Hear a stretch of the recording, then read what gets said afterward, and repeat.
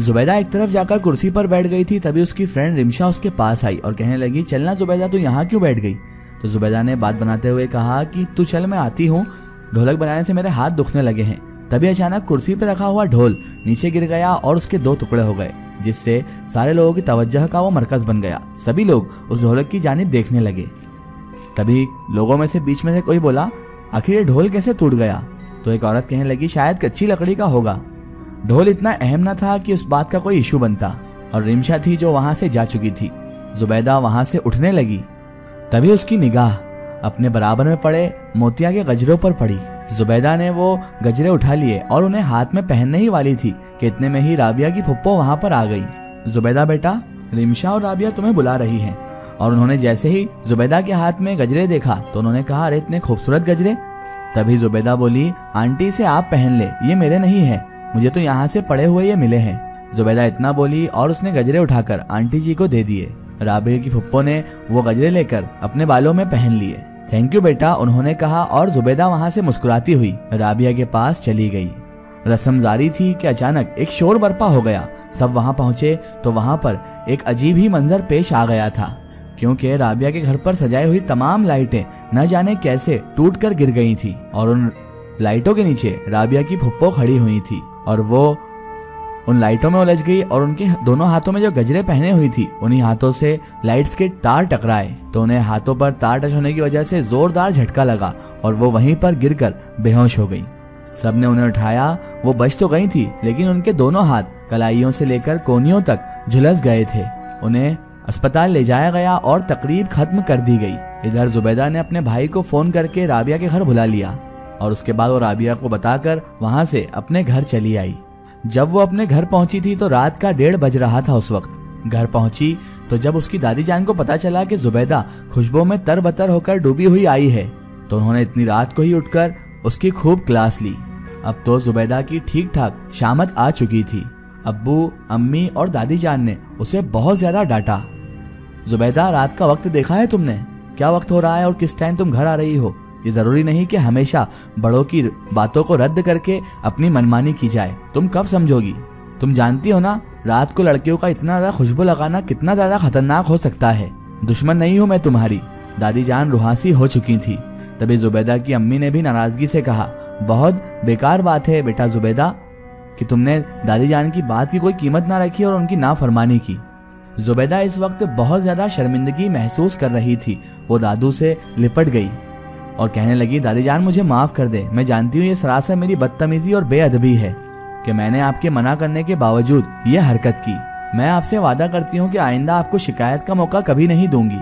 जुबैदा को सचमुच अपनी गलती का एहसास हो रहा था। तभी उसकी दादी जान ने उसके सर पर हाथ फेरा और कहा, जाओ बेटा अपने कमरे में चले जाओ। सारा और जुबैदा का कमरा एक ही था।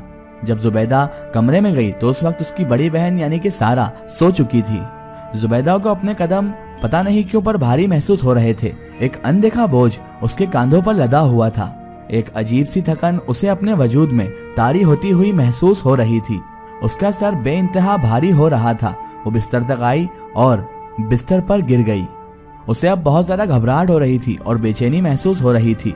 फिर उसको अपने वजूद में उठती हुई तपन का एहसास होने लगा। वो फिर बिस्तर पर लौटने लगी और लातादार अंगारे उसे अपने वजूद में तपते हुए महसूस होने लगे थे। एकदम जुबैदा को अपनी आंखों के सामने अंधेरा आता हुआ महसूस हुआ और उसकी आंखें जलते जलते अचानक से बंद हो गई।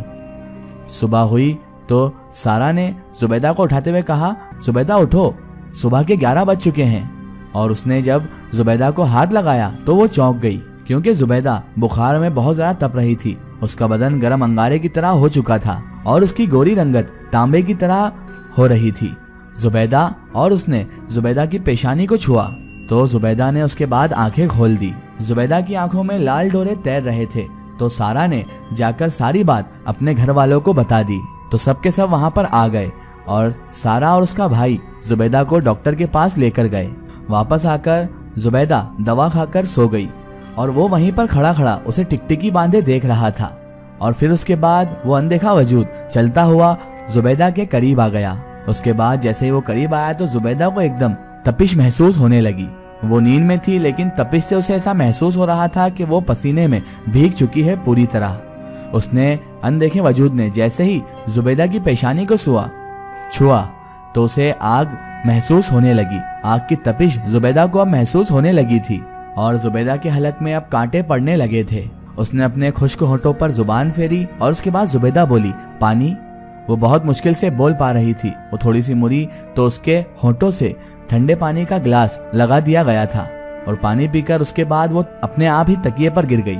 सुबह जब सारा उसके करीब आई तो सारा उसे देखकर दंग ही रह गई, क्योंकि एक ही रात में उसकी आंखें सियाह धब्बों से भरी हुई थी। यानी कि उसकी आंखों के नीचे काले घेरे इस तरह से हो गए थे जैसे वो सालों से सोई ना हो। तभी सारा ने अंदर आते हुए कहा, जुबैदा तुमने ये क्या हालत बना ली है, चलो जल्दी से उठ जाओ, अब राबिया का फोन आ गया है, आज उसकी शादी है, तुम्हारी बेस्ट फ्रेंड की शादी है जुबैदा, सारा ने उसे प्यार से कहा था। मगर जुबैदा ने इस बात को साफ इनकार कर दिया और वो कहने लगी, मैं वहाँ पर नहीं जाऊंगी, मेरी तबीयत क्योंकि ठीक नहीं है। जुबैदा की नाराजगी की वजह से बाकी घर वाले शादी में चले गए थे। सिर्फ जुबैदा की दादी जान और जुबैदा दोनों घर पर रह गए थे। जुबैदा दवा खाकर लेट गई और दादी जान अपने कमरे में चली आई। जुबैदा अभी अपने कमरे में लेटी हुई ही थी कि अचानक किसी ने दरवाजा नॉक किया। जैसे ही दरवाजे पर दस्तक हुई तो जुबैदा ने सोचा कि शायद दादी जान को किसी चीज की जरूरत होगी। तभी वो बड़ी मुश्किल से उठी, क्योंकि बीमारी ने उसे तोड़ दिया था, और उसने बड़ी मुश्किल से दरवाजा खोला तो अचानक दरवाजा खोलते एक जोरदार हवा का झोंका चला जिसने उसके सारे बाल बिखेर दिए।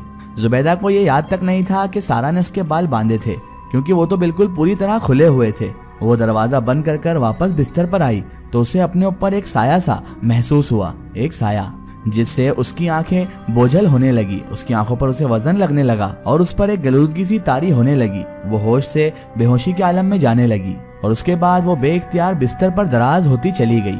कुछ तो वहाँ पर जरूर था जो एक तनी हुई चादर की तरह उसके वजूद पर छा गया था, मगर वो आखिर था क्या, वो क्या वजूद था, ये जानने के लिए जुबैदा अब अपने होशो हवास में नहीं थी। जुबैदा, ये लो, मैं तुम्हारे लिए फ्रूट चाट बनाकर लाई हूँ, सारा ने कमरे में दाखिल होते हुए जुबैदा से कहा। मगर जैसे ही सारा ने उस कमरे को देखा तो कमरा पूरी तरह खाली था। सारा ने ट्रे एक तरफ रखी और वो जुबैदा को ढूंढने लगी। उसने हर जगह जुबैदा को देखा, मगर उसे अपनी बहन कहीं पर भी ना मिली। फिर अचानक सारा को ख्याल आया कि कहीं छत पर तो नहीं है, तो उसका जहन सीधा छत पर गया और वो तेजी से सीढ़ियां चढ़ने लगी। मगर ऊपर पहुंचते ही आखिरी सीढ़ी पर कदम रखकर अचानक सारा ठिठक गई। सामने जुबैदा बड़े से लगे हुए झूले में लेटी हुई थी। उसके सुनहरी बाल झूले पर ही फैले हुए थे और सारी की सारी छत खुशबू से महक रही थी। जबकि उसकी बहन ने देखा कि जुबैदा के ऊपर सियाह बाल सा अंधेरा हो रहा था। सारा ने अचानक अपनी आंखें मली और फिर दोबारा उसकी तरफ देखा, लेकिन अब वहां पर कुछ भी न था। सारा का पारा अब हाई हो चुका था और वो जाकर जुबैदा पर बरस पड़ी। ये क्या है जुबैदा, तुम्हें दादी जान ने मना किया था ना इस वक्त परफ्यूम लगाने से, और परफ्यूम लगाने का ही मना है तुम्हें तो, और वो भी मगरिब के वक्त, और छत पर लेटकर तुम परफ्यूम लगाकर आराम से झूला झूल रही हो। जवाब में जुबैदा ने अपनी बहन को चंद लम्हे तक तो पहले घूरा और फिर अजनबी अंदाज से वो दूसरी तरफ देखने लगी। उठो यहाँ से और नीचे चलो, सारा ने चिल्लाते हुए उसे उठाया तो जुबैदा उठ तो गई, लेकिन वो वहां से आगे ना बढ़ी। चलो अब, सारा ने कहा, लेकिन जुबैदा तो टस से मस ना हुई। चलो जुबैदा, और सारा ने उसका हाथ सख्ती से पकड़कर अचानक से खींच दिया। जवाब में एक थप्पड़ सारा के मुंह पर पड़ा और सारा चकराकर वहीं पर रह गई और अचानक उसे कानों में अजान की आवाज आई तो जुबैदा तेजी से नीचे भाग गई और आकर कमरे में घुस गई। सारा उसकी इस हरकत पर हैरान परेशान होकर वापस नीचे आ गई। इसका एक स्टोरी हम देखेंगे इसके अगले पार्ट में।